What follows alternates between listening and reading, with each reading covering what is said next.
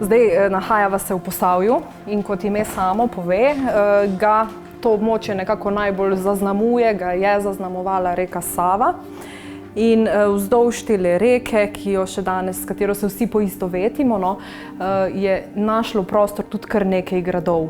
Vsaj 6 jih je v tej dolini tudi povezani v projekt, če rečem, ali pa v skupno poimenovanje Gradovi Posavja.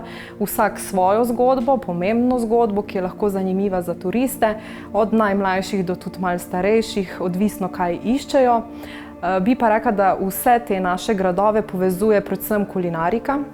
Lokalne skupnosti nekako spodbujamo, da se porablja, da se pač skrajša pot od pridelovalca, se pravi od kmeta do krožnika, tako da delamo veliko na Sevnici tudi na kolektivni blagovni znamki, pod katero združujemo tako kmeta, gostince kot tudi hišo gastronomije, ker se to lepo povezuje.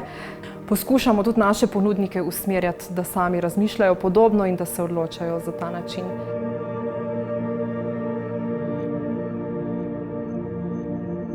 Hotel Ajdovec je bil v letu 2018 v celoti renoviran.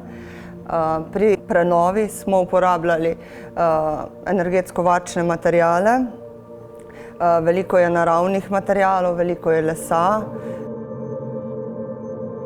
Sredi tega mestnega betonskega okolja smo poskušali narediti eno oazo, zeleno oazo, kamor bi nekdo lahko prišel in v miru kot v naravnem okolju pač užival.